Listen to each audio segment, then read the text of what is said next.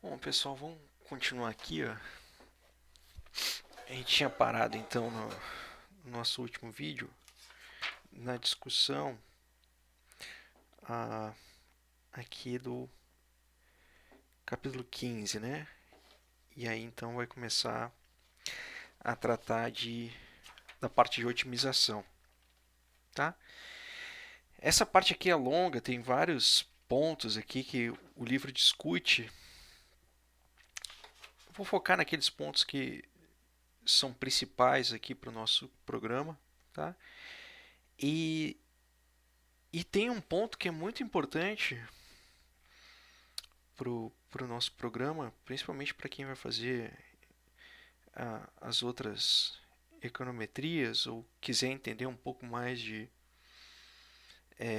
métodos computacionais, tá? Que é um ponto que o livro aborda só lá no apêndice 2.8, tá? Sob condições normais eu abordaria esse apêndice de forma bem mais longa com o livro do Miranda e Fackler, tá? Então qual é a minha proposta? A minha proposta é dar uma ênfase em alguns pontos principais que vocês têm que ler aqui desse capítulo. E aí então eu vou fazer a conexão desses problemas de otimização com a parte que está descrita lá no apêndice 2.8. E depois vou desenvolver exercício, tá? Eu acho que quando a gente fechar esse ponto, já pode focar mais em fazer exercícios e direcionar para a primeira prova, tá? Então vamos lá, vamos ver quais são os pontos que vocês têm que dar ênfase aqui dessa leitura, tá? Eu quero que vocês deem ênfase no capítulo 16, página 383.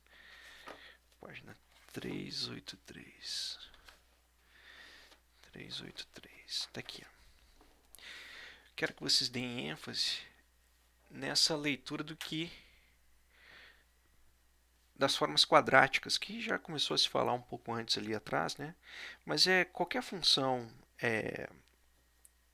que liga um ponto x1 até xn, um ponto do Rn, que liga do Rn na reta, né? E tiver uma forma desse tipo, é chamada de forma quadrática. Então as formas quadráticas elas vão ter uma característica muito especial, né? Que elas vão ser sempre escritas como o transposto do vetor que representa o ponto no Rn que você está trabalhando, uma matriz de parâmetros e o vetor por si. Tá, e por que essa forma funcional ela é importante? Essa forma funcional é importante porque ela sempre vai te apresentar determinados shapes da função. E aí o livro segue discutindo aqui os shapes. Tem uma discussão longa que ele faz sobre os recortes dos shapes. Mas a despeito da discussão longa, o principal que você tem que focar é entender que existem formas específicas para essa matriz de parâmetros das formas quadráticas. E é nesse foco aqui ó, que você tem que manter a tua toada, tá? Por quê? Porque quando você for fazer otimizações de funções do Rn no R, você vai tirar condições de primeira ordem e tirar condições de segunda ordem, como as otimizações se fazia ali antes da reta para reta. Então, as condições de primeira ordem agora vão ser olhar para o vetor gradiente e transformar ele num vetor de zeros. Beleza. Só que agora para tirar as condições de segunda ordem, você vai ter que olhar para a matriz hessiana. E acontece que a matriz hessiana, ela sempre vai te dar uma estrutura que vai revelar se ela é positiva, negativa, positiva definida, positiva semidefinida e por aí vai. E é quando você perceber se ela é positiva semidefinida, positiva definida, tal, tal, tal, é que você vai saber se você está num mínimo local, num máximo local, num ponto que não é nada, tá? Então, foca em entender que existem uns conceitos para uma matriz, determinada matriz simétrica que provém de alguma estrutura de forma quadrática, que ela vai ter essas características. Aí guarda isso no bolso. Guarda isso no bolso e segue. Vai ter outros tipos de matriz, mas o foco é aquilo ali. Aí otimização não condicionada. Então quando você chega aqui na otimização não condicionada, é aquele negócio, condições de primeira ordem, vetor gradiente, todas as entradas do vetor gradiente tem que ser igual a zero. A explicação já foi dada em algum ponto aqui, né, quando você faz o recorte. Quando você faz o recorte, onde é que tem um gráfico desses? Aqui, ó, né? Então aqui, ó, se você faz o recorte de um lado da função, você vai subindo a derivada dela até chegar no ponto de máximo. Chegou no ponto de máximo dessa perspectiva, desse recorte, você chegou no ponto extremo. Quando você vira o recorte para o outro lado, tá vendo? O recorte está nessa direção. Quando você vira o recorte para o outro lado, quando chega no máximo, você tem a derivada de novo igual a zero. Então, isso que significa que o gradiente tem que ser zero, tem que ser um vetor zero. Tanto na perspectiva, numa perspectiva quanto na outra perspectiva da derivação, você tem que chegar ali no ponto máximo. Muito bem. Então, aí não tem nada demais. É simplesmente uma generalização do que já se viu antes. E aí, então, tem a ideia do esse-ano, que agora, mais do que derivado de segunda ordem, você tem derivado de segunda ordem para cada um dos elementos do vetor gradiente e também as derivadas cruzadas. Bom, e aí que entra aqui o teorema 17.2, né? Que ele vai te dizer, olha, se o esse-ano for uma matriz negativa, simétrica negativa, tá? Então você chegou num máximo local. E se ela é simétrica positiva, então você está no mínimo local. O outro caso aqui não vai ser indefinido, você não sabe se está no mínimo local. Pode ser um ponto de célula, um ponto de espiral, uma outra coisa qualquer. Tá? Tudo bem. E como é que a gente vai saber se essa matriz é positiva, negativa ou definida? Porque o conceito ele fica meio esquisito quando você olha para a definição da forma quadrática lá atrás.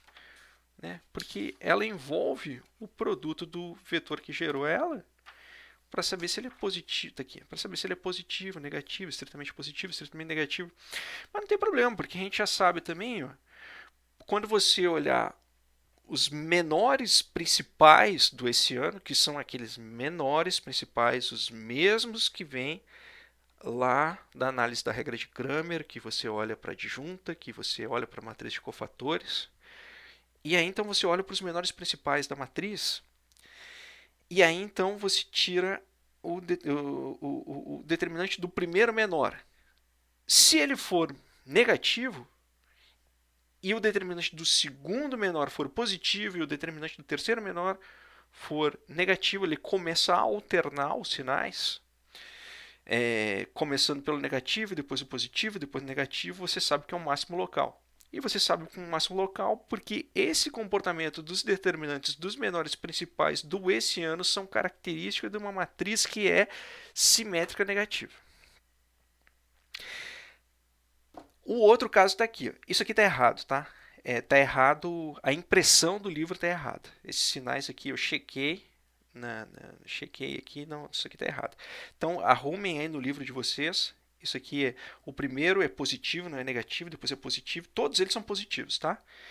Então, no outro caso, onde você olha para o esse-ano valorado no ponto em que faz o gradiente ser zero, então você substitui esses valores nos menores, o primeiro menor, o segundo menor, o terceiro menor, tira o determinante deles e todos eles dão positivos.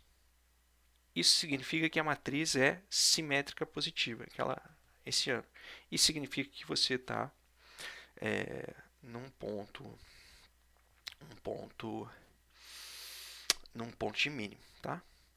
Outros casos são, se isso aqui alternar o sinal de outra maneira, você pode estar em qualquer outra situação, mas você não está nem no máximo nem no mínimo local. Tá? Vamos fazer um exercício mais adiante na lista para deixar isso aqui mais claro. Então você vai seguindo aqui com a discussão, ele vai dar alguns exemplos.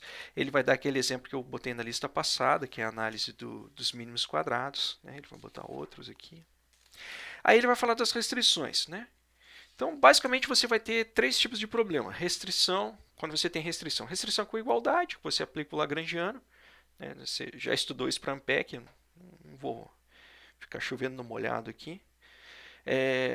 E aí vem as restrições de desigualdade. Existem basicamente dois tipos de restrições de desigualdade. Quando você tem restrição só de sinal, um determinado valor que você tem que otimizar, ele tem que ser estritamente positivo, tem que ser estritamente negativo, ou tem que estar entre -1 e 1, etc. e tal.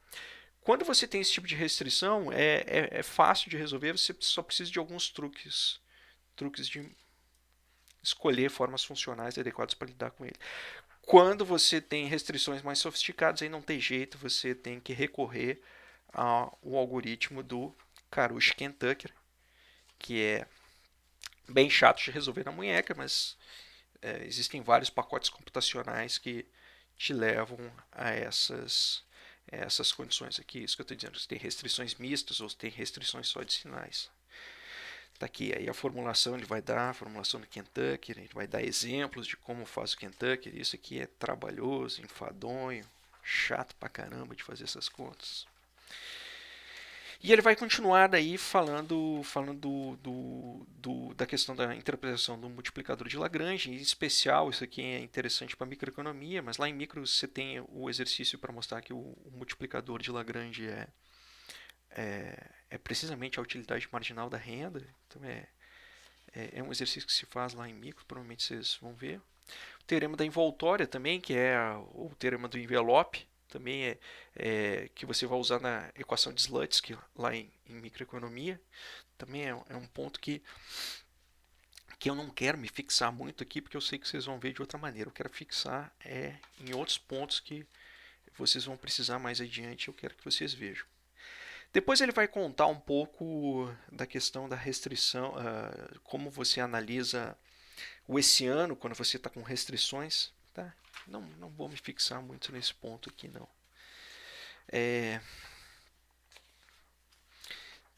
Também vai seguir com alguma discussão. Depois ele vai falar de funções homotéticas, homogêneas e homotéticas, né? Todas essas funções aqui também você tem aplicações diretas lá em microeconomia. Elas dizem respeito às propriedades ordinais ou cardinais da utilidade ou da função de produção. Vocês vão ver com outro linguajar lá. Eu acho também que não é um ponto que eu costumo abordar ou costumo me aprofundar quando a gente está no curso presencial. Eu realmente eu acho que ir para o tratamento numérico ele é mais relevante. Então toda essa discussão que vai daqui até chegar na discussão de dinâmica no livro, eu costumo não abordar muito frequentemente na disciplina presencial. Nesse ponto eu costumo ir direto para pegar alguns passos do Miranda e Fackler. E depois eu volto para tratar de dinâmica. Tá? Então o que eu quero agora falar com vocês? Eu quero falar com vocês o seguinte, é um ponto que eu considero importante, eu vejo como importante no curso, mas que é rasteiramente desenvolvido aqui nesse livro, que é o apêndice 2.8. Então, o apêndice 2.8 está aqui. Ó. Ele fala de um resultado muito, muito, muito importante, que é a série de Taylor. Tá? Então, vamos começar falando da série de Taylor. Vou tirar isso aqui para cá. Tá? E, e vamos ver o que diabos é essa série de Taylor. Vou botar aqui.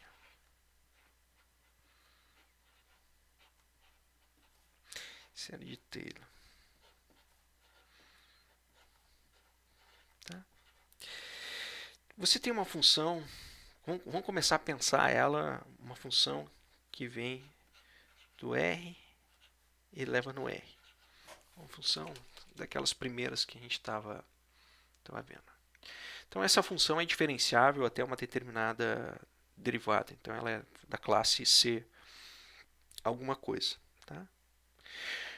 O que o Taylor descobriu é que toda a função f de x pode ser aproximada em um determinado ponto do domínio, que você vai chamar de um x0, um x', ou qualquer coisa que seja. Toda a função ela pode ser escrita como? Você trava ela num valor x0. Aqui é uma função f de x qualquer. Né? Sei lá, pode ser essa função aqui. Você tem x e f de x aqui. Aí o que acontece? Você trava ela num ponto x0 aqui do domínio. E você vai olhar aqui as redondezas dela.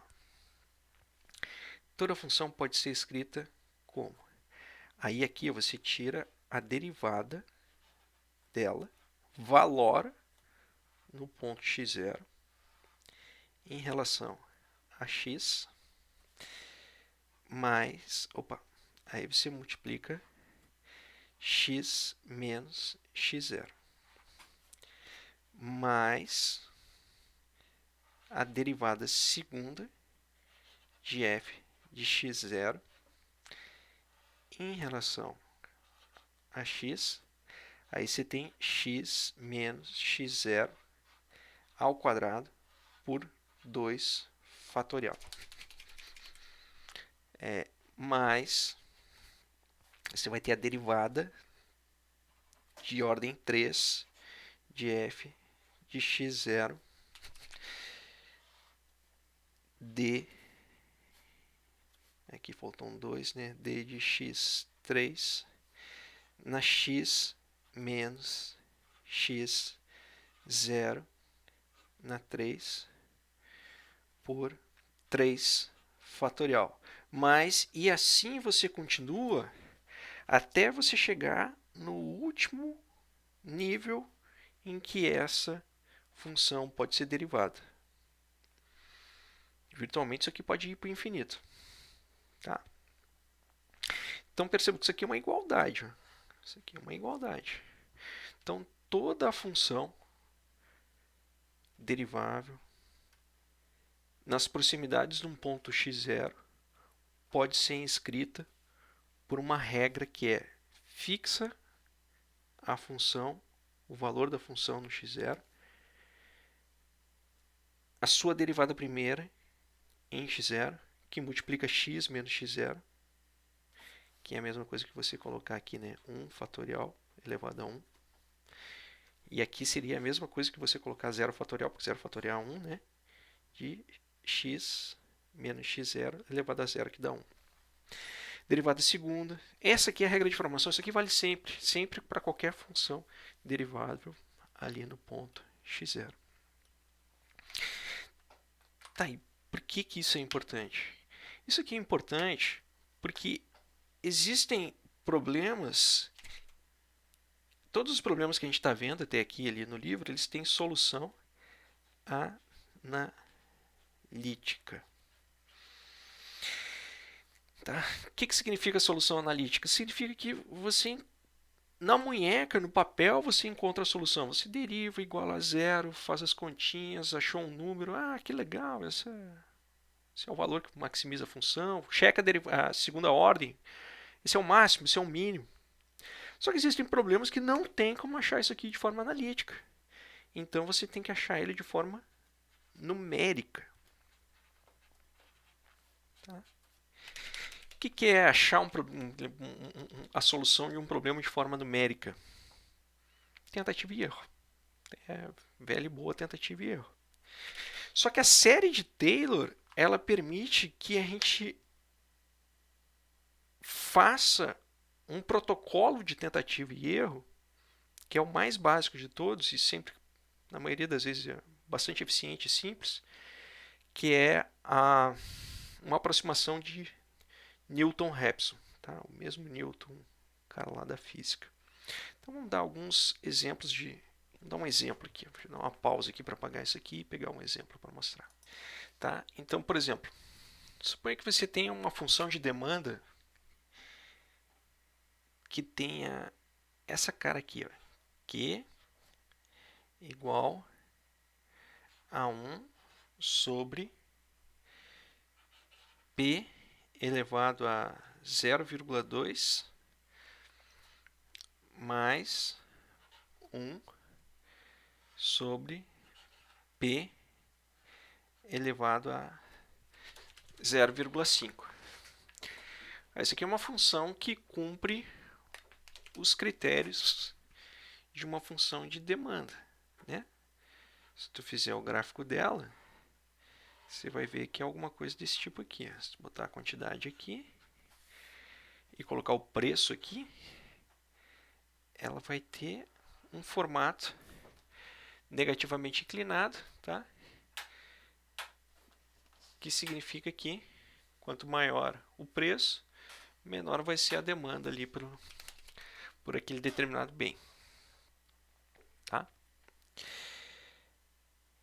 Agora suponha que você queira saber qual é o preço que é gerado nessa curva de demanda quando a quantidade é, digamos, 2.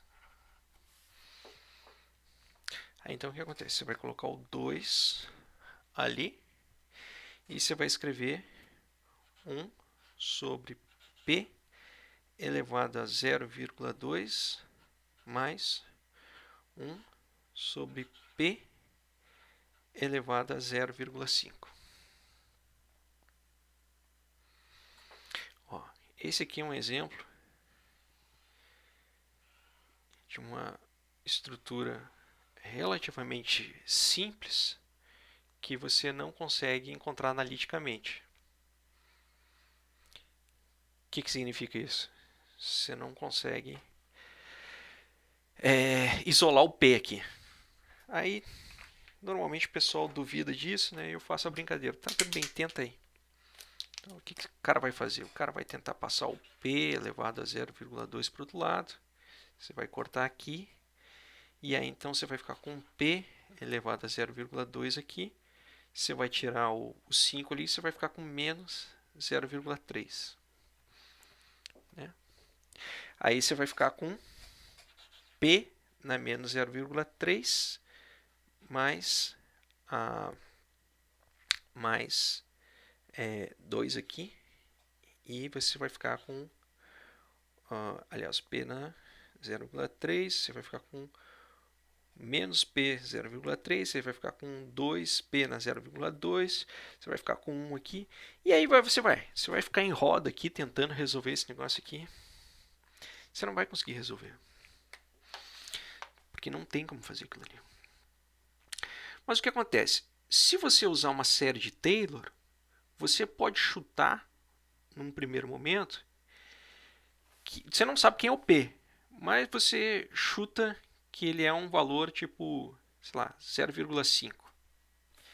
E aí, então, nas proximidades daquela função, você vai ver qual é o valor que dá. Então, você vai ter um Q, aí você substitui aqui pelo 0,5, 0,5 na 0,2, mais 1 sobre 1, 0,5 na 0,5. E é isso que vai dar um número qualquer, sei lá, vai dar 3,5, eu não sei quanto que dá. Né? Aí você vê que 0,5 não é porque tem o 2. Então a próxima pergunta que você vai fazer é, tá, mas para que lado que eu vou chutar então? Eu diminuo ou aumento 0,5? Eu tento 0,6 ou tento 0,4 agora? Bom, é aí que entra a regra de Taylor. Porque a regra de Taylor vai te apontar para que lado que você tem que subir ou descer o teu chute. Quem é que teve essa sacada foi nosso amigo Newton. Tá? Porque, de uma maneira geral, ele sacou o seguinte. Ele sacou que você pode escrever uma função f de x, ela vai ser aproximadamente ela valorada em x0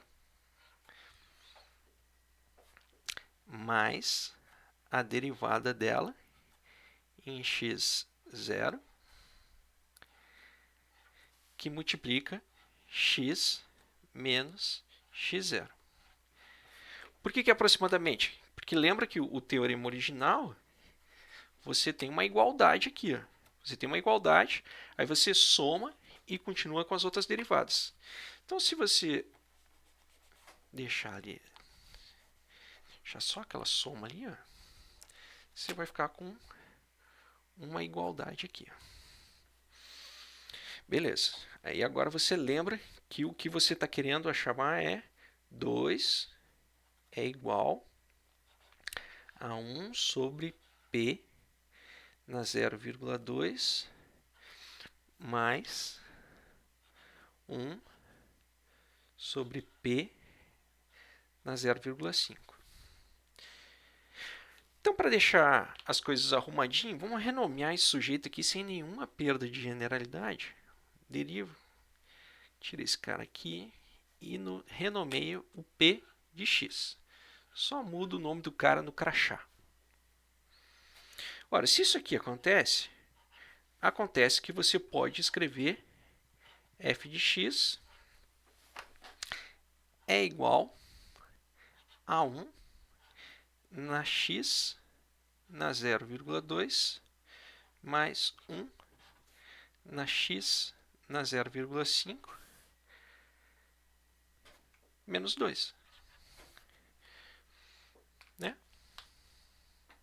Só colocou menos 2 aqui.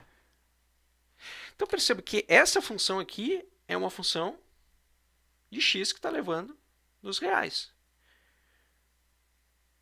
Mas ela tem uma característica específica, né?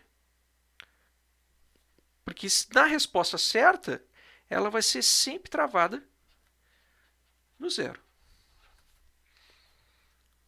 Então aqui, ó, para essa função específica, esse cara aqui ó, vai ser sempre zero. Então o que acontece? Para essa função específica, você transformou a função. Então, olha aqui, ó. Um f de x0, aí você vai ter f de x, você vai ter f' de x0, x menos x0. Significa o quê? Significa que quando você chegar no x, que é a resposta correta, esse x vai fazer com que a f de x que você escreveu representando a função vai ser exatamente zero. Quando você arrumar isso daqui, ó, quem é que você vai ter? Você vai ter um f, você vai ter um menos um f de x valorado em x0 dividido por um f' valorado em x0. Tá? Isso aqui vai ser aproximadamente x menos x0. Então, quem é que você vai ter aqui? Você vai ter que, quando você chegar na resposta, o teu chute, ele vai ser aproximadamente, o valor da resposta é aproximadamente o teu chute menos f de x0 por f' de x0. Olha só. Com base nessa sacada aqui, ó, é que os amigos aqui, ó, deixa eu mostrar aqui para ver, fazer a transição. Vamos passar vamos passar aqui, ó. Vamos botar para cá.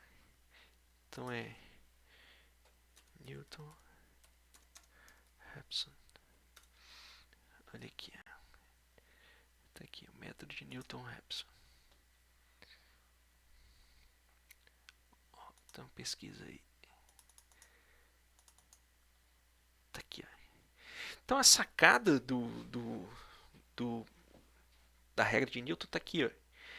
Como você sabe que quando você se aproximar, quando teu chute estiver suficientemente próximo da resposta, você tem que acrescentar e tirar um pequeno elemento. Este elemento é a função valorada no ponto do chute, do enésimo chute que você deu, em relação à derivada do chute do enésimo termo que você deu.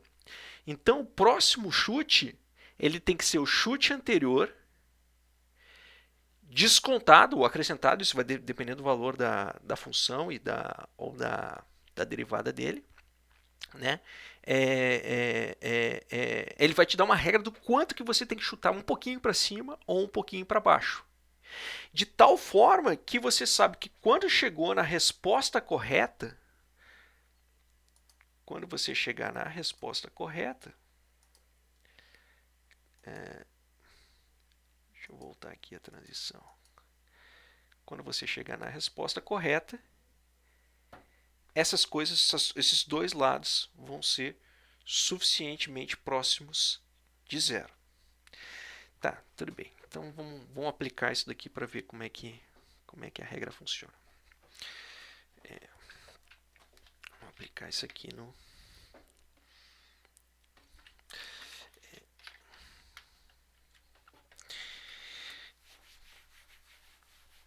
Então, na nossa regra, a gente vai ter o seguinte.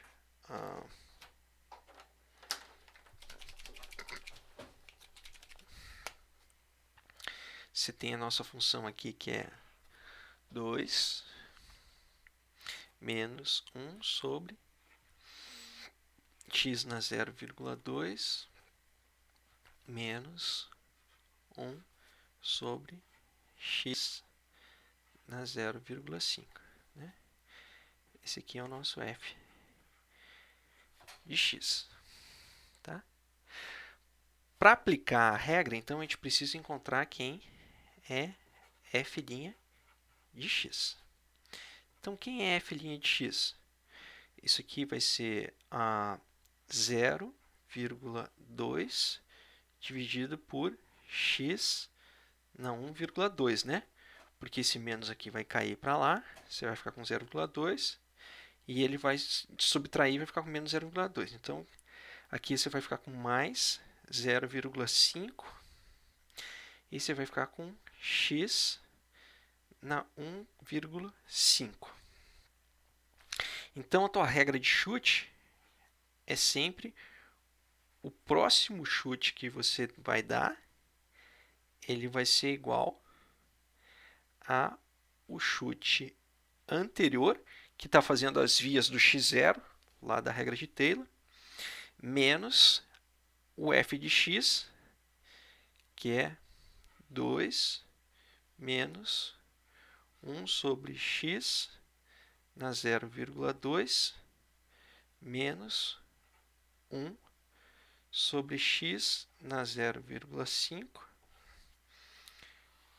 por a f' de x. A f' de x, então, é 0,2 na x na 1,2 mais 0,5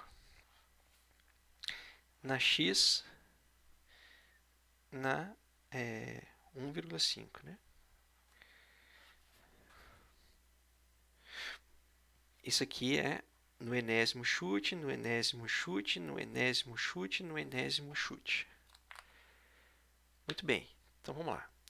Você tem um problema que não dá para resolver na munheca. Você sabe que tem um negócio chamado regra de Taylor. você sabe que tem uns caras que pensaram a regra de Taylor e viram que dava para aplicar ela para resolver numericamente esse tipo de problema que não tem resposta analítica.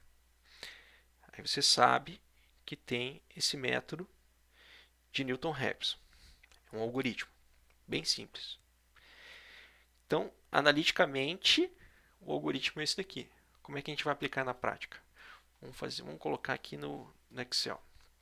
Vou abrir uma planilha Excel aqui. Excel.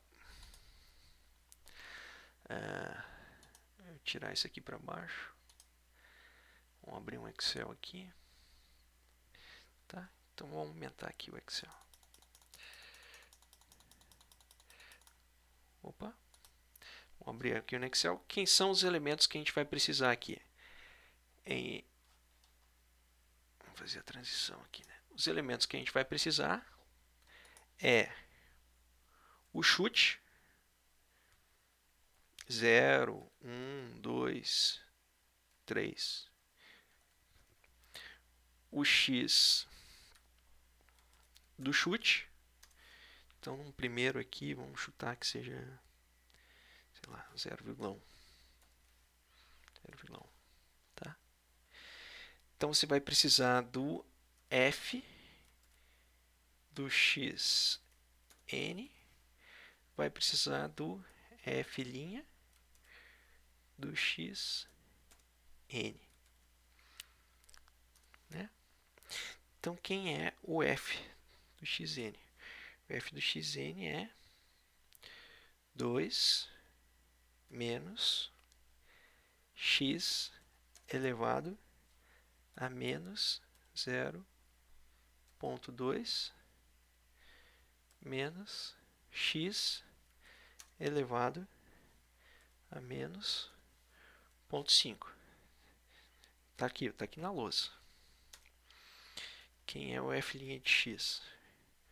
Vai ser 0,2 vezes x elevado a menos 1,2 mais 0,5 vezes o x elevado a menos 1,5. Tá? Então, o que acontece? Quem é o próximo x? O xn mais 1. Xn mais 1 vai ser o x menos o... Vamos pensar assim, vamos pensar em incremento ainda, porque eu estava falando que você tem que... Vamos pensar aqui em incremento. Incremento. Você deu o teu primeiro chute aqui, que foi o 0,1. Então, você tem que ter um incremento, o quanto que você tem que dar para o próximo chute, tá?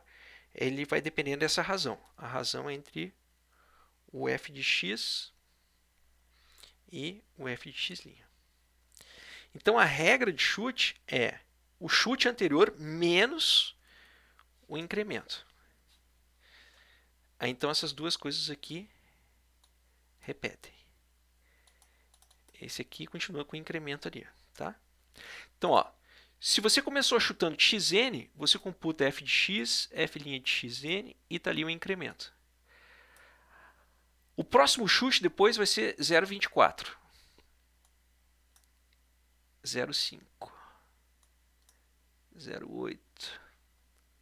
Então, o que acontece? Cada vez que você vai fazendo essas coisas, você vai tendo os incrementos aqui.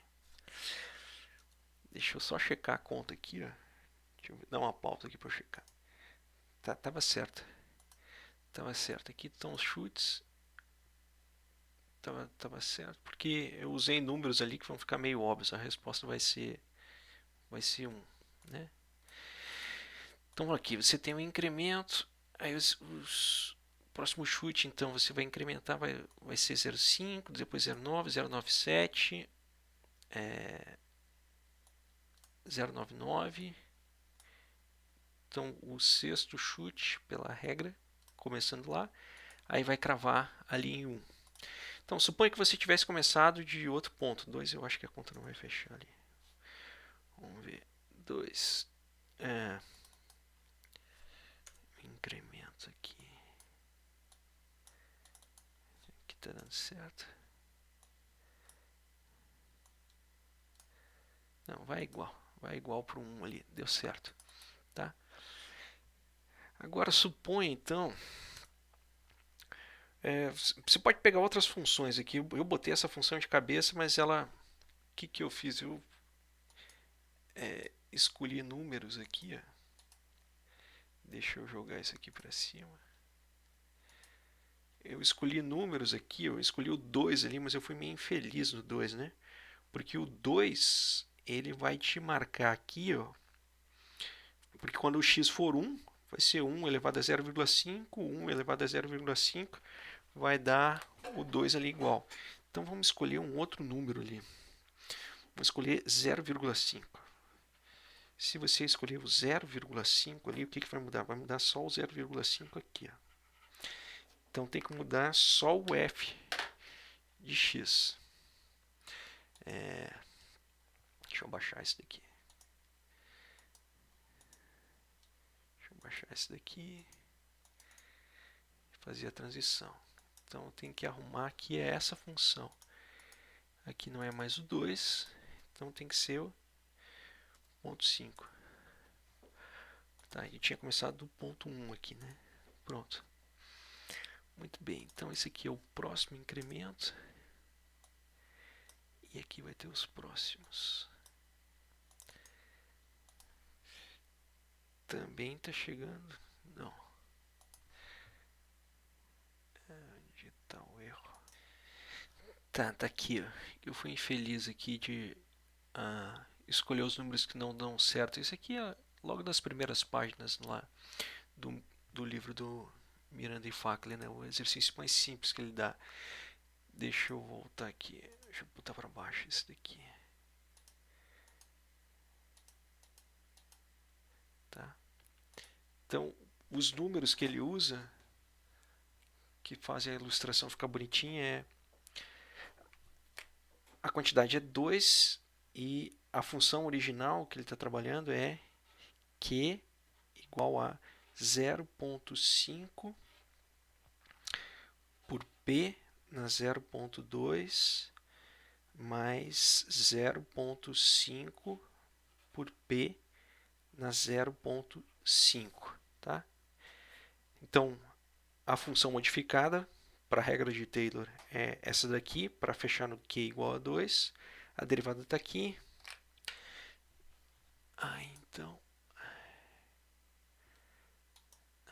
Então, volta para cima esse aqui. Tá? Então, o que acontece? Você tem um chute inicial, 0,1. Aqui fica a função. 2 menos 0,5 vezes o chute que você está dando, elevado a menos 0,2. Menos 0,5 elevado ao chute, vezes o chute que você está dando elevado a menos 0,5. F' de x e aqui o incremento. Tá? E aí, então, depois, ó, do quarto para o quinto chute, você já não incrementa mais nada, já está no zero aqui. E você já convergiu para a resposta correta. Tá? Vamos baixar aqui. Muito bem. Então, o que acontece? Acontece que você vai ter... Então, esse aqui é um problema de achar uma solução analítica para uma função que vem do R no R. Tá?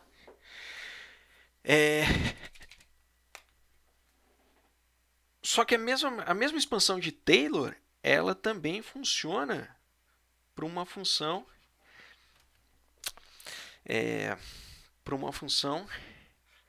f de x1, x2. Tá?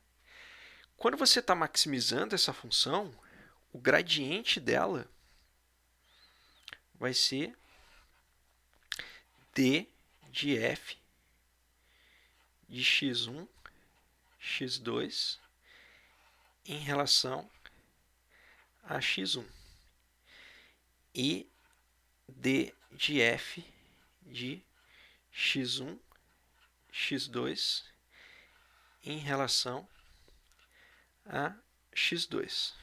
Tá? E aí então você também vai ter o esse ano dela, que vai ser d2 de f em relação a x1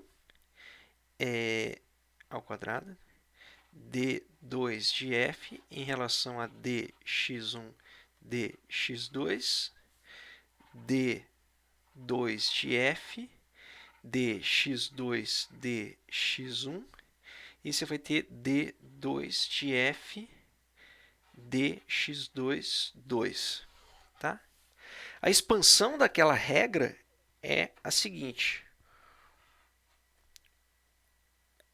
o vetor que zera o gradiente, quando você não consegue achar a solução analítica para zerar o gradiente, vai ser x1 do chute n mais 1, x2 do chute n mais 2 vai ser igual a x1 do chute n, x2 do chute n, aqui n mais 1, do chute n, menos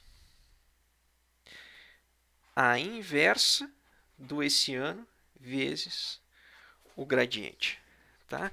Lembrando que se for no espaço do R para o R, né? Isso aqui vai ser x na menos 1 igual a xn menos f por f'.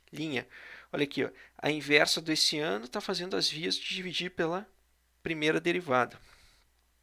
O gradiente está fazendo as vias da função. E o xn, que era só um ponto, está fazendo as vias de um vetor. Tá? Então, o que eu vou fazer agora? Né? A gente vai fazer exercícios de otimização com restrição, sem restrição, em lista de exercícios. Eu vou postar uma lista de exercícios nesse sentido. Eu vou postar uma segunda lista de exercícios que é só série de Taylor numa dimensão ali do R para o R. E vou postar uma terceira lista, ou uma lista com 3 itens, onde eu vou mostrar na prática como é que faz isso daqui. Tá? E vamos ver então se a gente começa a ver alguma coisa num ambiente de programação mais simples, para vocês começarem a ter noção de que como é que essas coisas funcionam no computador. Né?